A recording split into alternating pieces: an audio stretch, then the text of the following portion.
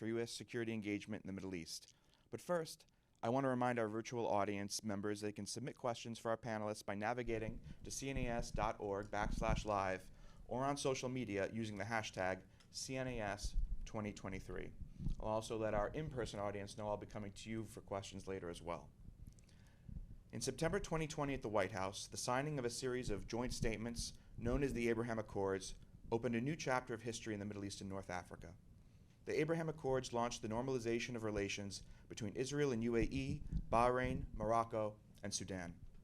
While some of these nations' relationships with Israel have evolved or grown faster than others, they all represent a break with the past in which the majority of the region's predominantly Arab or Muslim states for much of the last 75 years have chosen to deny or simply ignore the existence of the State of Israel.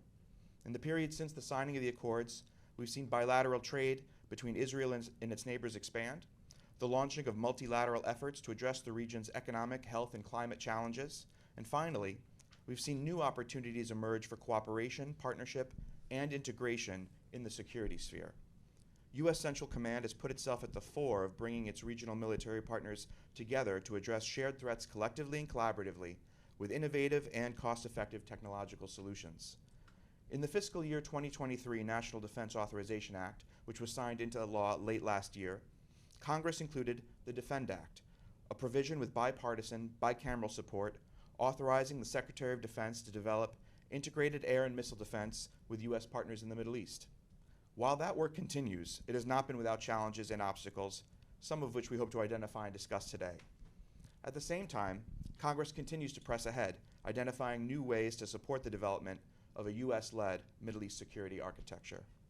To discuss this, I'm very pleased to welcome Senator Joni Ernst of the state of Iowa and Representative Brad Schneider of Illinois' 10th Congressional District. Senator Ernst, Rep. Schneider, welcome to CNAS. Thank you.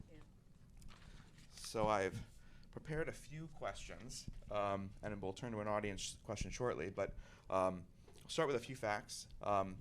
We have a Republican senator, a Democratic House member, both staunch central figures of the Abraham Accords caucus, both original co-sponsors of the Defend Act. There seems to be real alignment right now in both houses of Congress and both parties, bicameral, bipartisan support, and a shared vision with the Pentagon and CENTCOM for a regional security integration towards greater normalization of Israel into the region. And we're continuing to see some progress even just this week. 12 members of Israel's Golani Brigade actually flew to Morocco to participate in the US-led African Lion military exercise. So as they would say in Arabic, shwaya shwaya, slowly slowly, or in Hebrew, para para, which actually means cow cow, but it's the same. Technically that's true. Your perspectives in terms of leaders in Congress on these issues, what is the vision for a regional security integration from your perspectives? Well, first, thank you, and it's good to be with everybody, and Senator, always good, it's good to be with you. And Jonathan, you touched on perhaps one of the most important things. This is bipartisan, bicameral support for what is truly a historic step forward in a, for many of us, lifelong aspiration or dream of stability, security, and peace in a region. I think the fact that you have such a broad support in both chambers and both parties is a reflection of the appreciation we have for the keen U.S. interest in the region, that they continue. It's a big world. It's lots of challenges around the world, but this is still a very important area for us. And I think the long-term vision, the idea of Israel as a democratic Jewish state, but as a state within the region fully integrated and a part of a greater whole, the Arab states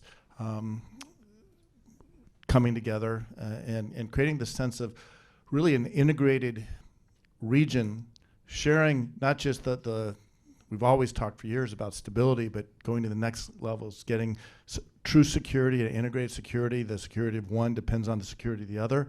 And ultimately achieving peace. What's special about the Abraham Accords, why I think there was so much excitement, is it was a true normalization of relations. It just wasn't government to government, military to military.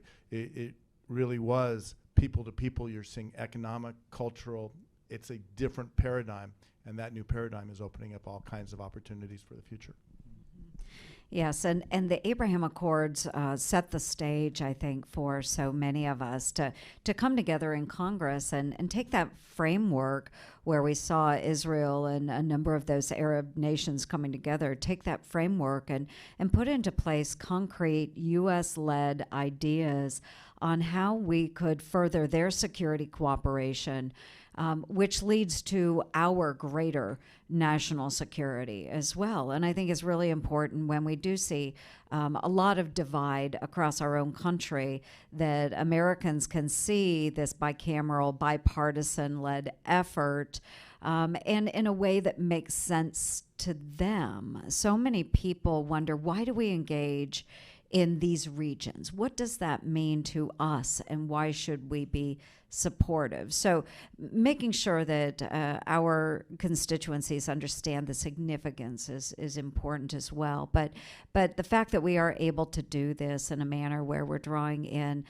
people of all parties in leadership, in Congress, at the White House, and moving forward with these, again, concrete ideas. And that was the Defend Act. And I'm so glad, the congressman and I worked heavily on the Defend Act, and we did get that passed in last year's National Defense Authorization Act. We do have many other ideas that we are trying to put in place through legislative action right now as well, which will expand that security cooperation, which, being a defense hawk, this is so exciting to me to be able to see the Defend Act and how we're moving forward on a number of those initiatives. There's still challenges out there. The Defend Act is just the start. Sometimes we get in our own way. We need to really push the White House to engage a little bit more with some of those partners. We need to also encourage those that aren't in the accords to get involved with the accords, and we try and work that through diplomatic channels. So just excited to be here. Thank you so much, and really looking forward to additional conversation on some of the challenges and the opportunities that we're working on in Congress. That's wonderful, Senator. We're going to get to the challenges in a minute, but let's stay on the good news column for a moment, and let's talk about some of the continued work that you're both engaged in Congress. We have, that was introduced in the Senate, and there's a companion bill in the House, the Maritime Act, which is somewhat of a similar construction, I think, to the Defend Act. Defend Act really focused on integrated air and missile defense. Maritime Act is focused on creating greater collective maritime domain awareness against some of the naval threats we've seen in the region. And of course, there is also, it has been introduced in the Senate. I don't believe yet there is a companion bill in the House. I could be wrong. There's the Abraham Accords Cybersecurity Cooperation Act of 2023. I would love to hear your thoughts on the importance of those bills and what the future of those bills are and what impact you anticipate they'll have. Yeah, thank you. And yes, the Defend Act, we have got a great start there, and we do expect a report from the Department of Defense and the Secretary later this month. That's when it's due back to Congress on implementation of the Defend Act. So building on the Defend Act, though, we also want to engage in the maritime arena. And so Jackie Rosen and I are leading on this effort, and Senator Rosen has been an incredible collaborator when it comes to the Abraham Accords and security cooperations at large. So we decided to go ahead and move forward with a maritime bill. And again, pulling in the Gulf states, the Arab nations that are engaged in the Accords, and Israel. And we do believe that this enhances security across the Middle East and pushes back against our number one threat or adversary in that region, which is Iran. So again, just continuously building upon the success that we see with the Defend Act, the Maritime Act, now looking at cybersecurity cooperation. And it has been an incredible feat to get all of these nations to agree on these security collaborations because they all are very territorial. They're all very sensitive about their own intelligence, their own security systems, and tying all of those together. It's been that would be maybe a little more of a challenge, but we're working through those so that we do have common operating pictures between all of these countries. And it just enhances the defense for each one of those countries when they're working together. So it's been a great success. We continue to build upon it. I think not only maritime and cybersecurity, but there could be many other bills yet to follow where we lead as a U.S. in partnership in this region. Yeah, what I would add, I talked about a paradigm shift. The changes made to CENTCOM that created a regional perspective or a regional outlook really is fundamental. It's what this rests on. And then when you get to that you have shared interests, shared threats, and you realize that not just standing side by side, but starting to integrate what we do. So Defend Act, missile defense, air, maritime, looking at the view of the water, cyber, which is increasingly a significant threat, potentially exceeding all of the others as we get there. It's a new world that we're in. Mm-hmm. The idea that we are able to bring all of the countries into the region, build on each country's strengths, reinforce by the connections, the areas that some countries may be less strong as others, but collectively the defense is much stronger. I think it just changes the calculus of everything we're doing. So the more we can, from Congress, project support, we can provide funds, we can provide the impetus for these countries to come together and really share their technologies, share with the United States the responsibilities, and create that secure and stable region that ultimately will get us the peace we all aspire to. Well, the vision from where I sit seems quite sound, and it certainly comports with our national defense strategy. It comports with the last national defense strategy as well. I think we've been moving in this direction a long time. So that's the good news column. Let's talk a little bit about some of the challenges. Let's begin here in Washington. Many of the Gulf partners haven't been all that unclear about what they're looking for from Washington. They want security guarantees. They want the ability to purchase advanced weapon systems that support their military modernization plans. I think broadly they're looking for the warm embrace of knowing they're part of Washington's strategic picture. But at the same time, while I think Washington acknowledges that, there's also been some bipartisan resistance in Congress to supporting these partnerships with arms sales on the basis of these countries' human rights records, civilian casualties that were amassed in Yemen. And so there's a tension there where everyone in Washington, on one hand, wants to tout the U.S. as the partner of choice and talk about regional partnerships and alliances. But whenever the leaders in Riyadh or Abu Dhabi or elsewhere make a decision that's viewed as somewhat adverse to Washington's interest, for instance, the oil cut by OPEC Plus this last fall, I think there's politicians from both parties have a tendency that's almost reflective to sort of punch down at the Gulf states, and there's a public wondering about why we even bother to have these relationships and a gnashing of teeth. How can Washington reconcile this political impulse to keep, on one hand, these partners at arm's length while fulfilling these regional policy goals, these security goals, to strengthen them so the U.S. has greater capacity to ultimately pursue its global objectives? Relationships matter. Bottom line, relationships matter. And I firmly believe in those Gulf states, and recently went through many of those nations, UAE, Saudi Arabia, Israel, and had discussions with leaders of those nations. So sat down with MBS in Saudi Arabia, and we talked about a number of very hard issues. And it's difficult because we need to foster relations with these countries because they matter. Those countries matter if we want peace and stability in the Middle East. Saudi Arabia is a leader in the Middle East, whether you like it or not, whether you think they are a pariah nation or pariah state, as our president keeps calling them, whether you believe that or not, they are an important player.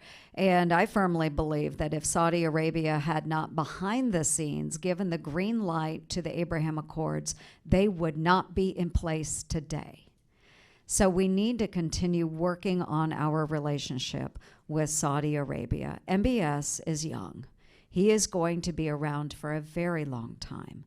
I know there was a lot of teeth gnashing when it came to OPEC Plus and their decision to cut oil production. I had a conversation with Ambassador Rima around that decision. And, bottom line, the Saudis will say, you Americans need to produce more of your own energy. And I do believe that as well. But if you look back with all that teeth gnashing, did it really drive the cost of our gasoline up much? Not much at all. No, it didn't, folks. It didn't. So the OPEC Plus, we can set that aside. I know there's a lot of teeth gnashing going on right now as well. Folks, that's their decision. We can do what we need to do here in the United States. But again, relationships matter. And we had the opportunity to sit down with MBZ as well in the UAE. We need American leadership. And whether our president is willing to engage or not, I can set that aside because I am going to engage because I believe those partnerships matter. We need to engage those nations. We need to make sure that we are working with them, that we are supporting them with foreign military sales, that we are supporting them with a number of initiatives which will bring these nations together. If we don't, they will find other partners of choice, whether that is China, and in this case, Iran. They will work on appeasing Iran. It is about their own survivability. And if the United States is not going to be there with them, for them, they will find other nations to work with. And I would much rather be their partner of choice and have a seat at that table in the Middle East than push it off to Iran or to China. So start with a slightly different direction. I'm a moderate. And why do I go there? Because I believe moderate is a style, not a position. Right? You can be moderate from the left, moderate from the right. Moderate says, I think this is important, we don't always start with the world we want. We start with the world we have and figure out how to get there in steps. And I think what you have seen, again, why the Abraham Accords bring Democrats and Republicans together, it's the moderate aspect of it is UAE, Bahrain come together, and we got to make sure that we continue to build on that. The other thing is, as we look around the world, it's a different world today than it was a generation, or certainly at the end of World War II, where the United States was the only choice. Today, countries are looking around the world and seeing all kinds of threats, and we need to make sure, and we need to work together to ensure that the United States is the best choice for a partner, and those partnerships are critical. So where the extremes that you touched on in our politics attempt to swing the pendulum very far one way or the other, the more that pendulum appears to potentially swing, the harder it is for us to build those relationships that the Senator touched on that are so important to make sure that these countries are going to be there with us. We still are in the best position. We have the best military. We have the best military technology. We are leaning in on our values, and we understand our interests, and we need to make sure our strategies reflect that. And in particular, when we're talking about the Gulf and the broader Middle East, know what we're hoping to achieve, be in a position of strength so that decisions others might make that we don't like, we're not put over a barrel, but that we retain our position that you may zig today, we're going to stay with you to help you to zag back to where we're going, because in the end, we're all trying to get to the same place. And so the United States engagement, the cultivation of those relationships through CENTCOM and the creation of less structured agreements like the Abraham agreements, or more structured agreements like the Eastern Mediterranean agreements on petroleum, building those institutions and making sure that we're always taking that step forward, knowing what our values are, but not letting perfect be the enemy of good is critical if we're going to continue to move forward, because there are challenges. We need to be clear-eyed on those challenges, but we also need to be equally confident that we have our goals, we have our interests, we have our strategy, and we're going to pursue it. And if I can add, because I think Brad makes an exceptional point, that we need to be that steadying influence. And we have seen different directions from different administrations on so many different levels, but Congress can be that convener. We can continue to engage with our partners in that region and provide that steadying influence, because many leaders around the world will question, will the United States be there for us in the future? You know, if you have one president that says one thing, one president that says another, will they be there for us? And I think it's good that you have bipartisan support for these nations in Congress, so that they know, yes, the United States is there with us, even in divisive times. Sure. I'm going to get to an audience question momentarily.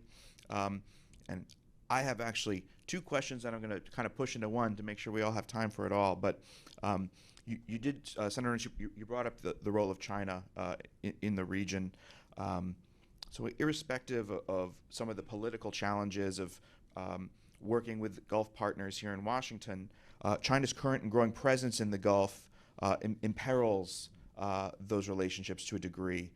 Chinese investment in infrastructure projects that ultimately mask a military or intelligence presence could make sales and cooperation with the U.S. Impossible to achieve. What message would you both share with Gulf leaders and Israel about their willingness to welcome Chinese investment and what that would mean for our relationship? I can start. Look, China has its interests. China has a great dependency on foreign oil, unlike the United States, and they're going to pursue their interests. I think it's imperative for the United States to be clear that stability, that whether it's a Democratic president, a Republican president, Democratic Congress, Republican Congress, we're going to stay engaged in the region. Our interests are going to stay consistent. Sending that message that the United States is not only a great partner, but the best partner, but you don't get to have your cake and eat it too, is going to be critical. And having those conversations before China gets too far down, a relationship with China gets too far down the road. These countries are going to sell oil to China. It's in their interest. It's a global economy. That's a fact. But their reliance on the United States for their security and their confidence that the United States will always be there to help secure their nations and the region is our role, so that they don't say, well, I have to hedge my bets. The less they have to hedge, the better position I think we're in.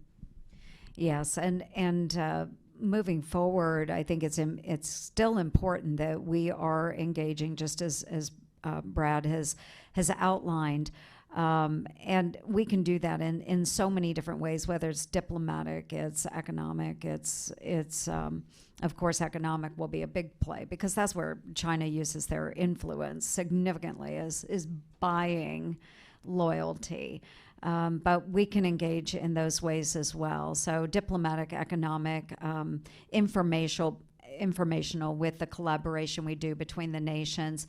I think all of that is important. Going back to the military aspect, though, as well, China extends different opportunities, training opportunities, mill-to-mill relationships, but the partner of choice is always the United States as well. We have taken officers enlisted from a number of these nations, trained them in our academies, in our schools across the United States, in various aspects of our military. And every one of those countries that I visited just in the last couple of months, when we talk about those mill-to-mill relationships, which is incredibly important to them as we look at security cooperation, they all mention the U.S. Central Command Commander, General Eric Kurilla, by name. He also is out there actively engaging.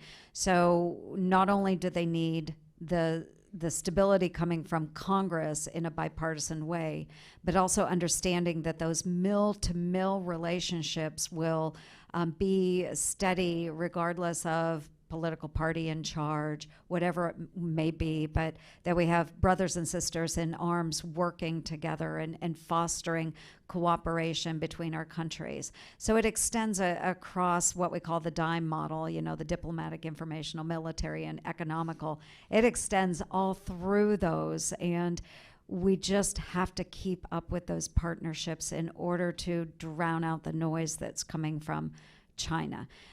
Their presence, yes, it makes a difference if they're engaging in Huawei and others on their military installations, if the Chinese technology has access to U.S. military technology. That's pretty much a game stopper. But we are pretty clear about that when we're speaking to our friends in the Middle East. There needs to be a clear line between what the Chinese are doing in these countries and what we're able to do in those countries. Just a quick anecdote to reinforce what Joni was saying. I had students from the U.S. War College visit. They were on the Hill, and they came to my office, and there were pictures. And back home, people were asking me, well, who was the guy sitting next to you? It was a mid-level officer from UAE, and his uniform obviously looked different than the others. They said, well, why was he there? And it's just to your point, it's those relationships. When I pointed out, these guys, they were lieutenant colonels, colonels, equivalents. In 10, 15, 20 years, these are the people who are going to be leading our military. And the relationships we have established today are going to help ensure the success we have working together a generation from now. I'm going to have one last question and quickly turn to our in-person audience, but you mentioned the importance of relationships. General Kurilla has got one of the hardest jobs we have in this country, where he is traveling to the region, doing defense diplomacy almost constantly. But we've seen from this administration recent visits, National Security Advisor Jake Sullivan, obviously Brett McGurk and Amos Hochstein have been in the region near constantly, and of course right now we've had Secretary of State Blinken in Riyadh. He met with MBS for almost 2 hours. I think we can all assume Israel normalization probably was a significant part of that conversation. So I'm curious on your perspectives a little bit about what are the prospects for normalization. We've seen press reports that Saudi Arabia is looking for a lot from the United States to make that happen in terms of security guarantees, nuclear energy support, I'm sure a laundry list of things. How forward-leaning would you both be in making concessions to Saudi Arabia to close a deal? And what do you think a timeline looks like?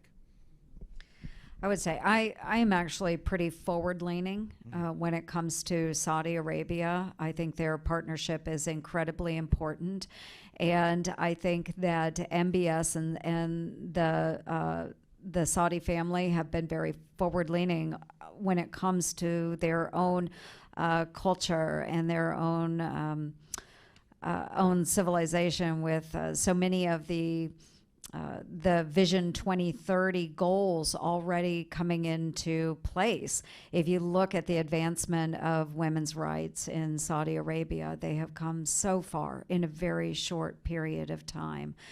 So I do think that the Sauds are working very hard on this and that they're moving forward. And I think that shows to the West that they are serious about making some changes in their own culture. And they are westward looking, they're not eastward looking. And so that gives me some assurances there. I think that we can actually, and you call them concessions, I don't know if I would call them concessions. I think we can find partnerships in those areas where we can work together, whether it is arms sales, whether it is nuclear technology, whatever that might happen to be. I think we have to work together. I don't see it happening overnight, let me say that. But I do think that we can work with them in a productive way that will not only benefit Saudi Arabia, but will also benefit the security of the United States and our people and our friends and partners in that region. I agree 100%. You know, I was just visiting my university. They installed a new president, and we were talking about what was my favorite class, and it was negotiations. And what I learned a long time ago, and it has served me well throughout my career in business and in here, and it's true in diplomacy, Don't focus on people's positions, focus on their issues. What are they trying to achieve? Where are they trying to go? So I agree with the senator. It's not a matter of what concessions are we willing to make. It's a matter of how can we address the challenges and promote the aspirations of both, in the case of the Abraham Accords and Saudis joining, the Saudis and the Israelis, to help secure that relationship. This would be a phenomenal achievement. Rumors of by the end of the year, I would celebrate that all day long. But make sure as we do that, we are addressing the concerns and issues that everybody has and finding a way to lay out those timelines, build those stepping stones, and make sure we're on a path that is achieving the goals of everyone in the region and also protecting the United States' interests. Very good. People are going to come at me with pitchforks if I don't end this session, but people are also going to come at me with pitchforks if I don't take a quick question from our audience. David Makovsky. Thank you very much. Wait for the microphone. Thanks for the very interesting remarks of both. I would really like to ask you both, Senator, Congressman, to follow up on Jonathan's point on the Saudi-Israel push. I mean, it does seem that the administration is prioritizing this issue in the next, 6 to 8, 9 months before the election cycle gets into full swing. And each of you in each of your parties, let's say congressman with the progressive wing of the Democrats or a wing of the Republicans that might have a different view of the Saudis than the senator does. How much support do you think, each of you think, within your own parties, this administration could garner if they pursue the very path that you just articulated? How heavy of a lift is it going to be? Look, it's clear on the upgrade of security. I don't know if they're trying to get a treaty through the Congress. I mean, I got to believe that's a heavy lift. But are there ways that members of your own party could share your own visions for the centrality of such an administration push? Because I think it's pretty clear a Saudi-Israeli breakthrough is a game changer. It really is transformative in terms of the Middle East to bring these two countries together. So it's going to, we've got some dramatic moments ahead, and I just want to know what's going to be the political support in each party. Thank you both. Wonderful. Thank you, David, very much. And yes, I would be right there with Brad celebrating all day if we can get this done. And I hope that is in the near future. Obviously, there's been a huge push by so many in Congress, by Secretary Blinken, I'm sure, to engage in this. And I would say from my own party, we have varying degrees of thought on this. I am going to be optimistic. I'll just lay it out there. I'm always a very optimistic person. I'm that eternal optimist in the room. I would say that probably 75 to 80% of the party would support that effort. And certainly because we're just huge supporters of Israel, you will find some pushback on those that are still think a little harshly about Saudi Arabia. But I think that overall our party would be celebrating the fact that we have this cooperation between Israel and Saudi Arabia. I think it would be such a tremendous leap forward in time and allow for greater security in the Middle East and pushing back against an enormous adversary when it comes to Iran. I think it benefits all of us immensely if we can do that. And I think that is large in part the reflection of the Republican Party as well. Yeah, at the end of the day, I think it's going to be fairly straightforward. I won't say easy, but straightforward on one condition, that there's transparency. We know what's there. I mean, I think back to 1979, 77 when Sadat first goes to Israel. If it wouldn't have gotten to where we had the agreement if not for the work of President Carter and his team to get to Camp David and the Camp David Accords. You can look at the agreement in '94 with Jordan and President Clinton, and you look at the Abraham Accords with President Trump. The U.S. engagement is critical. That's why we kind of glossed over the fact of Secretary Blinken there now, but it's been a stream of people to the region talking about these things. On both our respective sides, there are going to be people who are initially dug into a position, back to what I was saying before, and we're going to have to show them you have your position. It may be based on certain assumptions. Some of those assumptions may be right, but some of those assumptions, if you look again, they're changing. And what's changing on the ground, what's changing in the interactions between the Saudis and the Israelis, Saudis and the United States, you need to take a leap of faith jump on some things and not everything. And when we can show them, this is why the transparency I think is so hard, when we can show them that we're not taking a leap of faith on security, we're not taking a leap of faith compromising, for example, Israel's qualitative military edge, we're not taking a leap of faith turning over all of our highest, most advanced technologies without safeguards, whatever you want to say, we can put those safeguards or guardrails within whatever the agreement is. And I think once we start building the momentum, it's going to go from the middle out. Here, the middle's pretty large. I think I would say we start with the majority out of the gates, and we end up with an overwhelming majority if the agreement is presented to us in a clear and transparent manner. Well, I hope everyone would just join me in thanking Senator Ernst and Rep. Schneider for speaking with us today. They are leading the way on regional security integration and the future of the Middle East from Congress. Thank you so much. Thank you. Thanks, Jonathan. Thank you. Yes, Jonathan. Thank you so much. I really very appreciate you being here.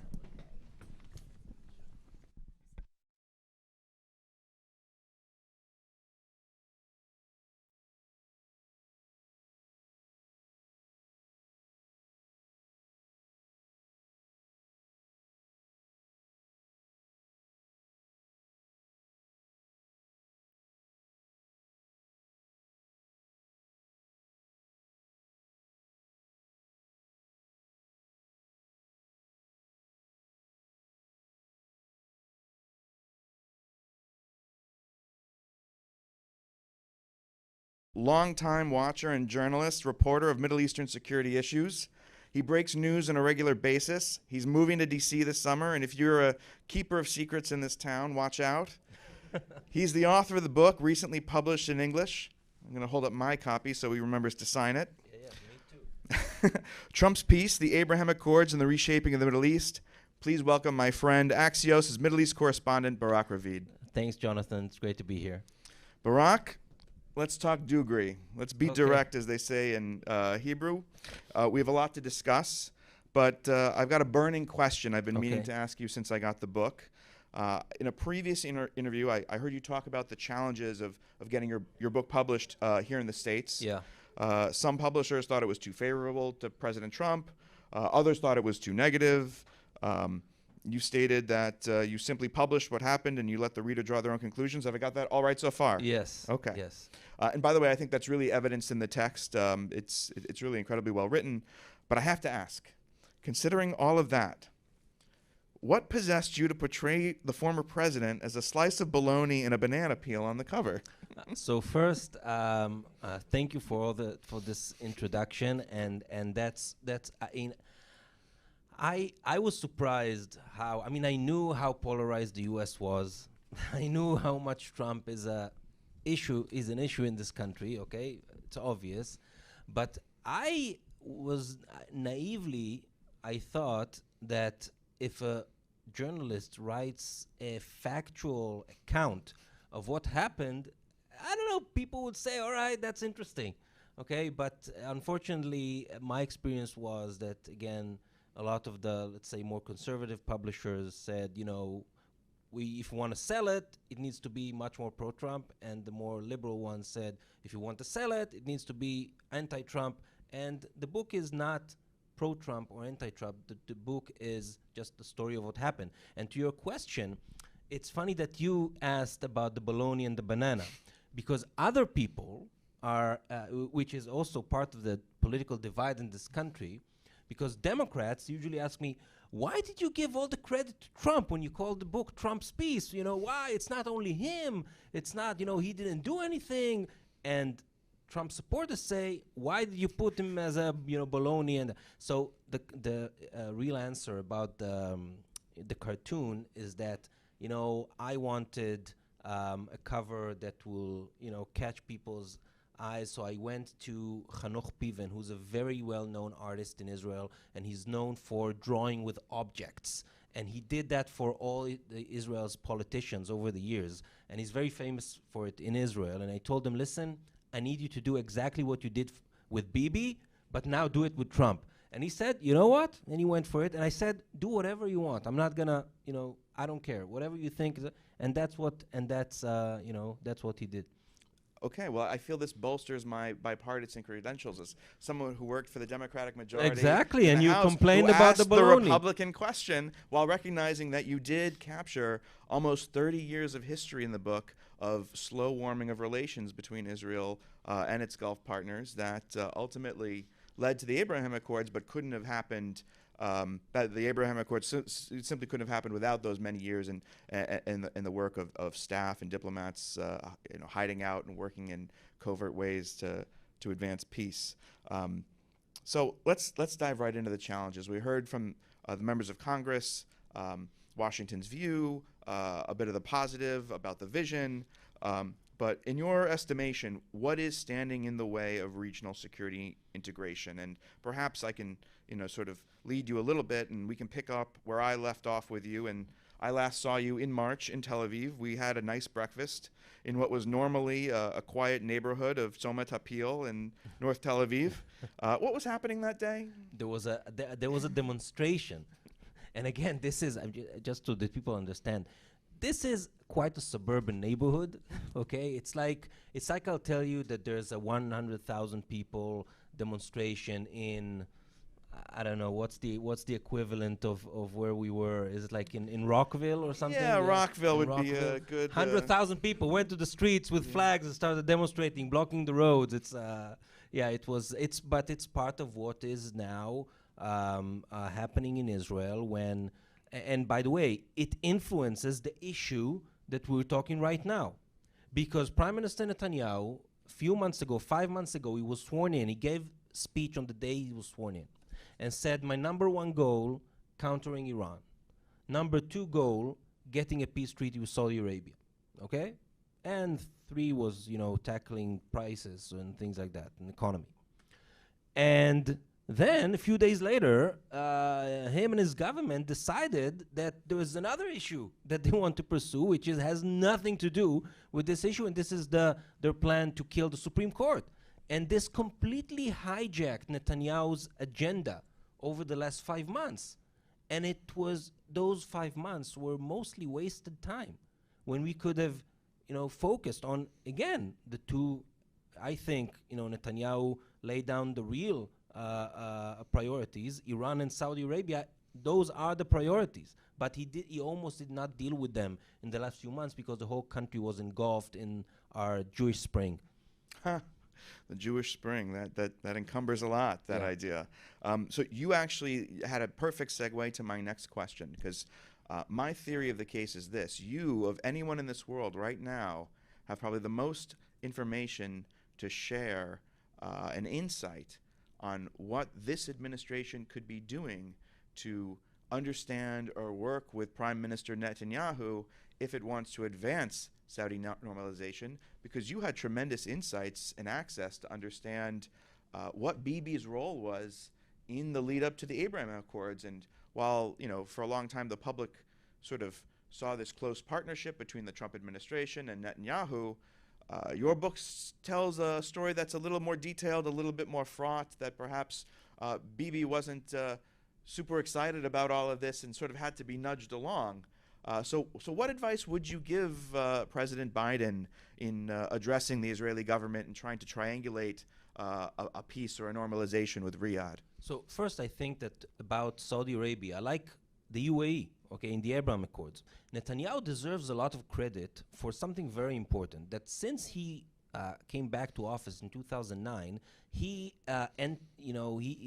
injected this term of outside in into the conversation, meaning first let's go to the Arab world, and from there we'll try and get to the Palestinian issue. And bit by bit over those years, since 2009, he built an infrastructure that got us with the UAE, but also with Saudi Arabia, to a place that we don't need to make a leap from 0 to 100, because that's impossible for any leader, any politician. You need to close that gap as much as possible, and then so that the final leap will be the shortest one. So that he did over the years, and he's still doing it. The thing is that, again, exactly like with the Abraham Accords, people forget, because a lot of people say, oh, the Abraham Accords were meant to kill the Palestinian issue, when in reality, the facts are that it was the other way around. Because what finally got the UAE to do the step, I mean, it was a Palestinian component in the deal. And this was stopping Netanyahu's plan to annex the West Bank. And by doing that, by having this Palestinian component, and other components also from the US, but from Israel, the component was stopping the annexation and keeping the two-state solution alive. We can debate if it's still alive or not, but at the time, I think this was very important. And I think the same goes now.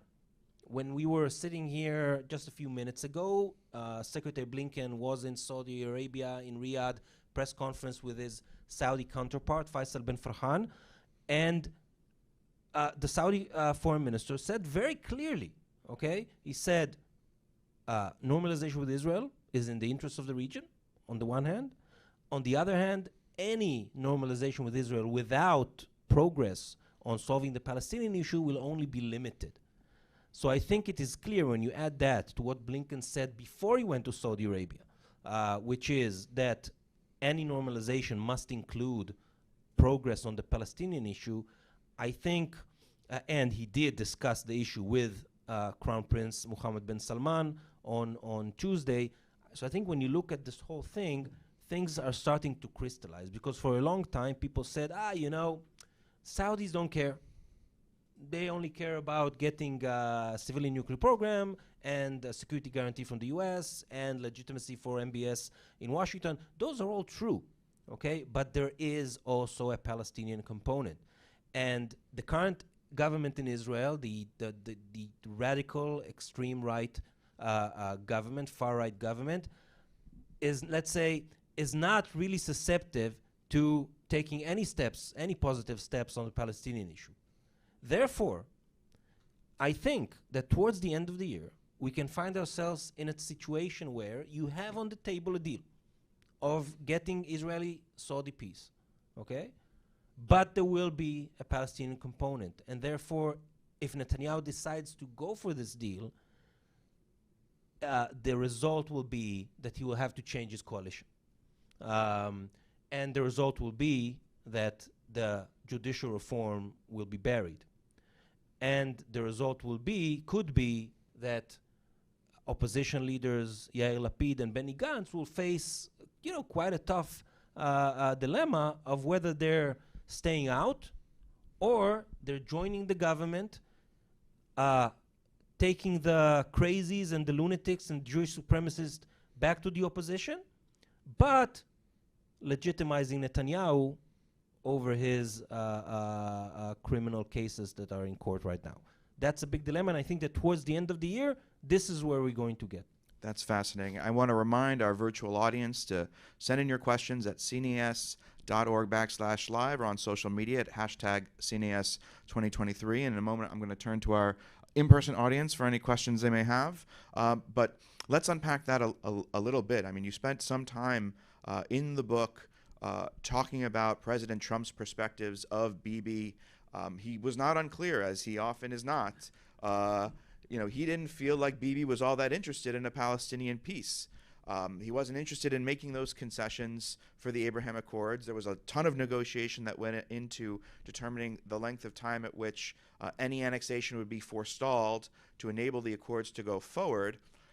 What do you suspect he is willing to concede to make a deal with Saudi Arabia? And probably closer to home, you talked about him having to form a new coalition and give up judicial reform.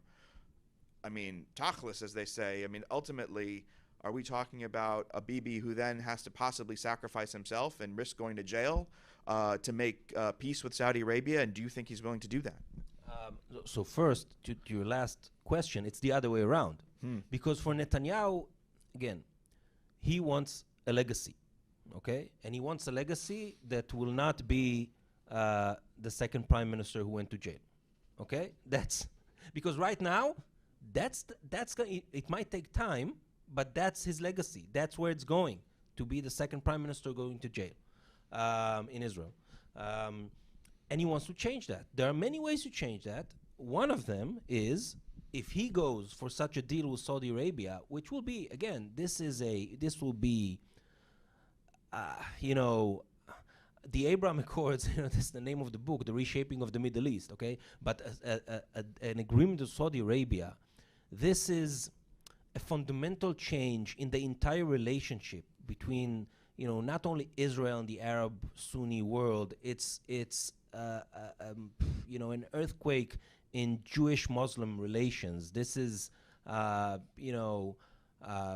it's hard to explain how profound this will be. And also, once the Saudis will do such a thing, it is clear, at least to me, that Indonesia will be next, Oman will be next, Qatar will be next, Muslim countries in Africa will be next, and it can go on and on and on. So this will be sort of the end of the Arab-Israeli conflict, with the Arab-Palestinian conflict staying.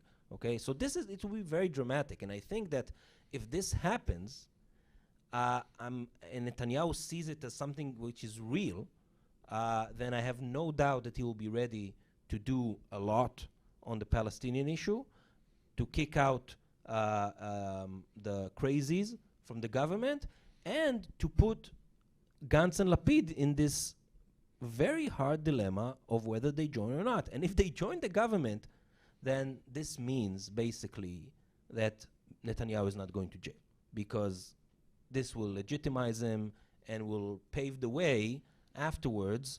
Again, it's my assessment. It's not, it's really a scenario, but it will pave the way for some sort of a plea bargain that he's looking that will not include jail time. And I think, again, we're looking at post-super dramatic event in the region and in Israeli politics. Whether this will happen or not, I don't know. The stars need to align in a very specific way for that to happen. But again, going to your first question, what I was amazed by Donald Trump is, first, everybody thinks that he doesn't know anything. He doesn't have a clue. He knew much more than I thought on the Israeli-Palestinian conflict. Much more than I thought, and not only knew, but understood. And I was surprised by that. And second, it's amazing that after working with Netanyahu, Trump got to the same conclusion like Barack Obama and Bill Clinton, who both worked with Netanyahu on the Israeli-Palestinian issue, and both got to the conclusion that Netanyahu doesn't really want peace. And I think that's maybe the only thing that Donald Trump, Barack Obama, and Bill Clinton agree on, and this is Netanyahu doesn't want peace. That's an interesting conclusion. Another aspect of the book, I mean, we have to discuss the role and perspective of the Palestinians and the Palestinian Authority. All this, it was very interesting to read that President Trump actually seemed to have a very good personal working relationship with Palestinian President Mahmoud Abbas, Abu Mazen. Yeah, he told me that he saw Abbas as a father figure, which is maybe it's the mustache. Exactly, I don't know. yeah. But where having seen the movie and now we're possibly approaching the sequel, how do you suspect the Palestinian Authority will work with Washington, Riyadh? How do they perceive this? Is this a threat? Is this an opportunity? So I think, again, this is a very sad issue, in my opinion, as somebody who, been supporting, Palestinian national aspirations for decades. The Palestinian national movement today is on the brink of disintegration. I'm not sure that the situation they're at right now is even repairable. It's the biggest crisis for the Palestinian national movement since the Nakba. And unfortunately, it doesn't seem that the Palestinian leaders, whether from Fatah or from Hamas or from other factions, understand how grave the situation is, and they don't see the historic comparison to the 1940s, and this is, I think, very, very, very dangerous. Okay, it doesn't mean that there will be a second Nakba, like 1948, that people will be pushed away from their homes. It doesn't always happen the same, but there could be other catastrophes. At the end of the day, will harm the lives of millions of Palestinians in the West Bank, in Gaza, and there needs to be a profound change within the Palestinian Authority that has to start through elections, okay, that will give those millions of people their ability to actually elect their leaders. If there's one thing the majority of Palestinians agree on, and you see it in every poll, is their utter contempt to their political leadership, regardless of party affiliation and their need and their aspiration for an election. And so that needs to happen. On the other hand, I think the Palestinian leadership, I don't know if you call it leadership, the Palestinian Authority, okay, Mahmoud Abbas, whoever he controls or has authority over, I don't know, maybe it's only on his own staff, whatever. When the Abraham Accords were announced, he threw a tantrum and just disconnected or suspended diplomatic ties with the UAE and Bahrain. What did it get him? Zero. Okay, got him zero. Nobody cared. Okay, when the agreement with Morocco came, already he understood the mistake, and he was more restrained.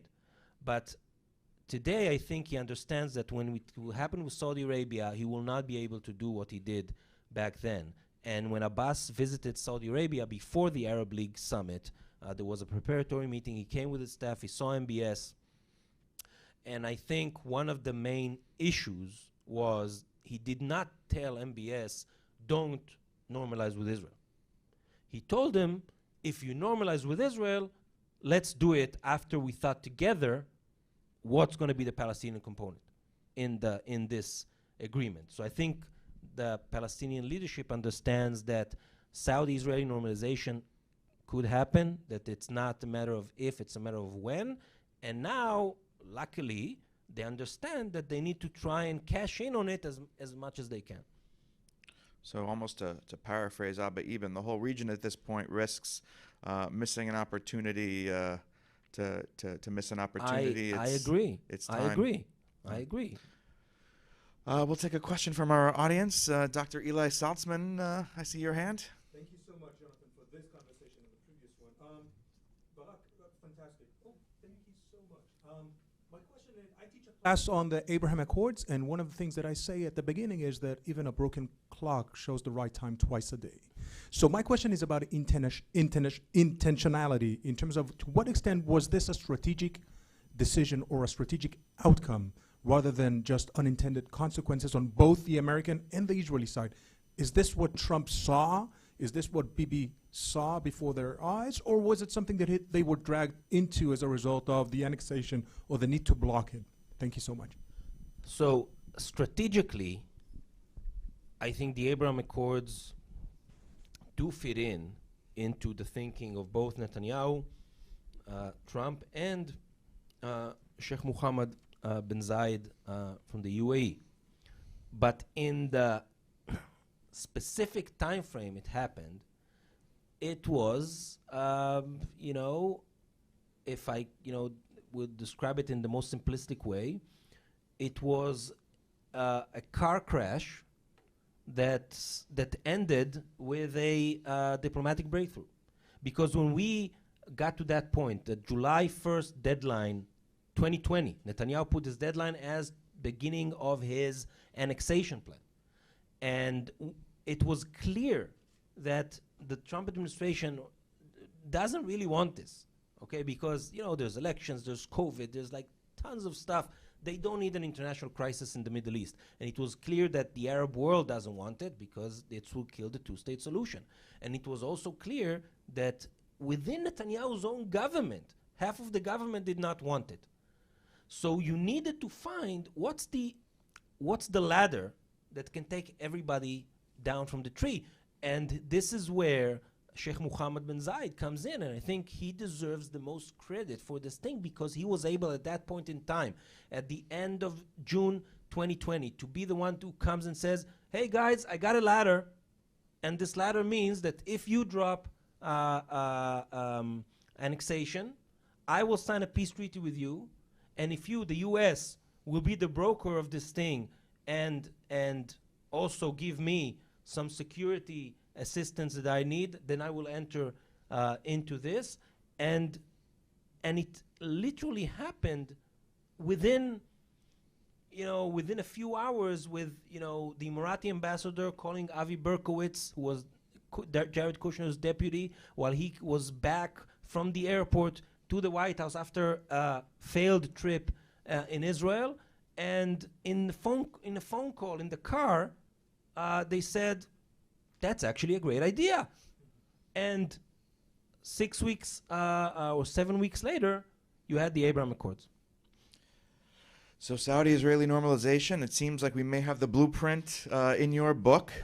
Barak Ravid, I want to thank you so much for joining us today. Thank you, Jonathan. The and the book is on Amazon, and I urge you all to go in now. I was going to get there. The book is Trump's Peace, the Abraham Accords, and the Reshaping of the Middle East. Again, thank you to Senator Joni Ernst and Congressman Brad Schneider for joining us earlier and sharing their insights. And finally, thank you to our in-person and virtual audience for joining us, for your support, for your questions. Until next time, I'm Jonathan Lord, Senior Fellow and Director of the Middle East Security Program here at Center for New American Security. Next up, please join us at 1:45 for a conversation on U.S., Japan, and Korean trilateral cooperation with Josh Fitt, Jake Stokes, Becca Wasser, and Hannah Kelly. Thank you. Take care.